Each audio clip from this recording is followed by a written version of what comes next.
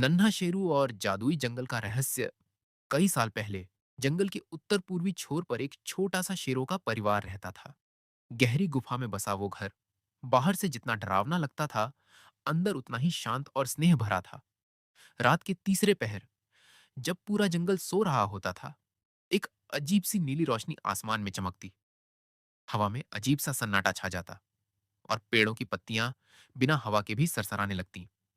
कोई नहीं जानता था कि ये क्या है। कुछ कहते थे वो किसी शापित आत्मा की चेतावनी है, कुछ कहते जादुई जंगल का इशारा। और ठीक उसी रात शेरू नाम का एक नन्हा शावक जन्मा। शेरू की उम्र बस 6 महीने की थी, पर उसकी आंखों में एक अलग ही चमक थी। माँ उसे लोरी सुनाती और पिता दूर जंगल से शिकारी बातें लाकर सुनाते। शेरू बहुत खुश रहता, लेकिन धीरे धीरे उसकी माँ बीमार पड़ने लगी। हर दिन वो कमजोर होती जा रही थी। जंगल का कोई वैद्य उस बीमारी को नहीं पहचान पा रहा था। शेरू का दिल डर से भरता जा रहा था। एक दिन गज्जू चाचा, एक बूढ़ा और अनुभवी हाथी, जो जंगल का सबसे पुराना प्राणी माना जाता था, शेरू से मिलने आए। उन्होंने धीमी आवाज में कहा, इस बीमारी को सिर्फ एक ही चीज ठीक कर सकती है बेटा, नील पुष्प। ये फूल सिर्फ जादुई जंगल में उगता है, लेकिन वो जंगल अब तक जिसने भी पार करने की कोशिश की, वो लौट कर नहीं आया। शेरू की आंखें भर आईं। मैं जाऊंगा, उसने कहा, मां को बचाने के लिए कुछ भी करूंगा। अगली सुबह शेरू बिना किसी को बताए अकेला निकल पड़ा। आंखों में डर नहीं, मां का चेहरा था। रास्ते में उसे पहली बार भूख, डर और अकेलापन महसूस हुआ, मगर वो नहीं रुका। अचानक एक झाड़ी से आवाज आई, अरे छोटू, कहां जा रहे हो? वहां खड़ी थी चीकू लोमड़ी, चालाक और थोड़ी शरारती। मैं मां को बचाने के लिए जादुई फूल लेने जा रहा हूं, शेरू ने मासूमियत से कहा। चीकू ने सोचा, इतना प्यारा शावक, क्यों ना इसे बेवकूफ बनाकर खुद फूल ले लूं। वो बोली, मैं भी चलती हूं, मुझे रास्ता पता है। पर वो शेरू को गुमराह करके नागराज के जाल में फंसाने वाली थी। शेरू और चीकू जैसे ही आगे बढ़े, अचानक जमीन हिलने लगी।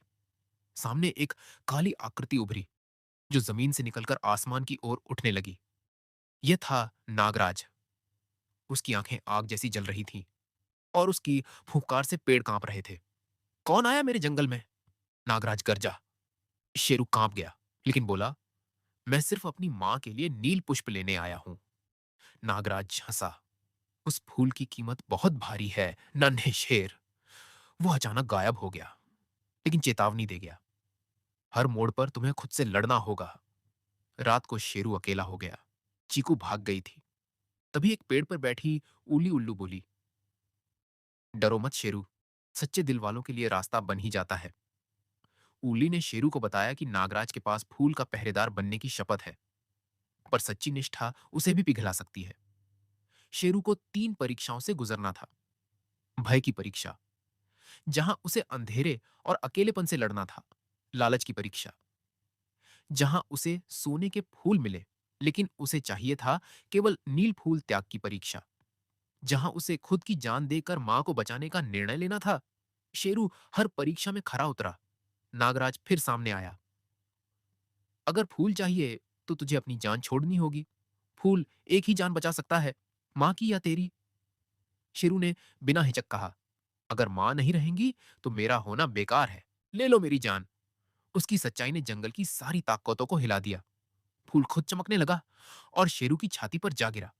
नागराज पीछे हट गया और कहा, तू जंगल का असली उत्तराधिकारी है। शेरू शेरू फूल लेकर लौटा। मां की सांसें धीमी थी। जैसे ही फूल उनके माथे पर रखा गया, उनकी सांसें गहरी हो गईं। आंखें खुली। मां मुस्कुराई और शेरू को गले से लगा लिया। पूरा जंगल तालियों से गूंज उठा। अब सब उसे नन्हा शेरू नहीं, जंगल का रक्षक शेरू कहते थे। सच्चा हीरो वह नहीं होता जो सबसे ताकतवर हो, बल्कि वह होता है जो अपनों के लिए हर डर को पार कर सके।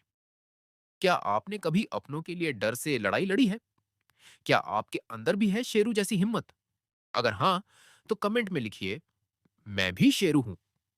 और ऐसी ही कहानियों के लिए चैनल को सब्सक्राइब कीजिए, वीडियो को लाइक करें और शेयर करें, ताकि और भी दिलों तक ये हिम्मत पहुंचे। हम फिर मिलेंगे एक और जादुई सफर में।